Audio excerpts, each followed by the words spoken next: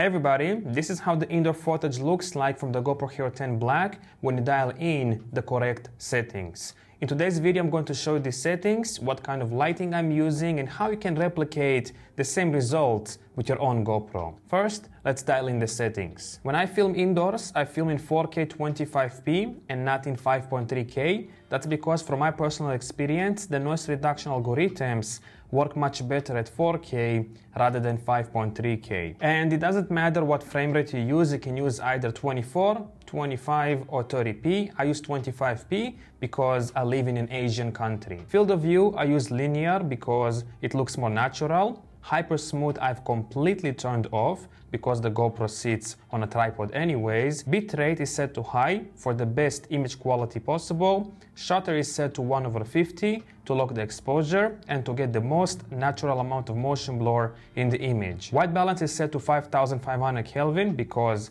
my key light is 5500 Kelvin. ISO minimum maximum is set to 100 to get the least amount of noise in the image. But I do want to mention that once you lock your ISO to 100 on the GoPro, the image will get pretty dark, so you'll need pretty powerful lighting to compensate for that. We'll talk about lighting a bit later on in the video. Sharpness I set to medium, color I set to flat, but natural is okay as well. I just love grading my image in post-production.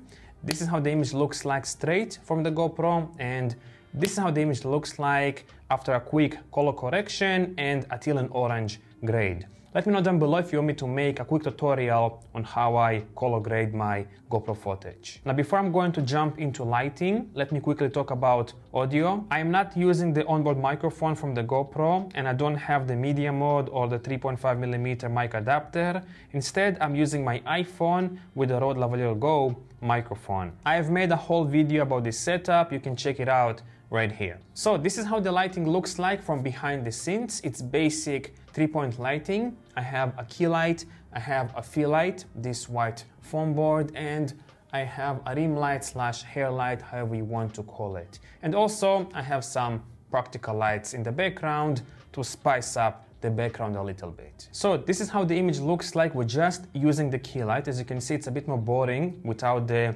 other lights, but it is still totally usable. The most important light is the key light, hence the name. I have it very close to me. In fact, if I'm going to touch it, you'll be able to see it in the frame. And that's for two reasons. One, the closer the light source to the subject, the softer it is, and I love soft lighting. And two, by bringing the light closer to you, you basically increase the brightness and reduce unnecessary light spill on the background. As for the intensity, I've set the intensity of the light to 45%, and that's because previously we've reduced the ISO on the GoPro itself, and I told you if you're going to bring the ISO to the minimum, you'll have to use pretty powerful lighting. Alright, so now I have added a fill light. Technically, it's not really a light, it's just a white foam board, but basically what it does, it's taking some of the light from the key light and bounces it back to my face to brighten up the shadows on this side of my face. If you're going for a moody look, it's not really necessary, but I like how it looks with a bit of a fill light. Now let's turn on the rim light. Alright, now I've also added a rim light / background light. It's the WeLight K21 RGB light stick. I have it behind me, pointing at me, and also a little bit on the wall behind me. And this light serves two purposes. One, it separates me a bit more from the background, and two, it spills some light on the background and brings up the exposure. Alright, let's turn on the practical lights. Finally, I have added some practical lights. I have the Sony ZV-E10 right here, this orange light, and I have the HERO10 M6 right here. These lights are not really necessary, but they definitely make the shot a bit more interesting to look at. Now that all the lights are on, let's do a quick image comparison to the Sony ZV-E10. So this is the Sony ZV-E10 with the kit lens, and this is the GoPro HERO10 Black.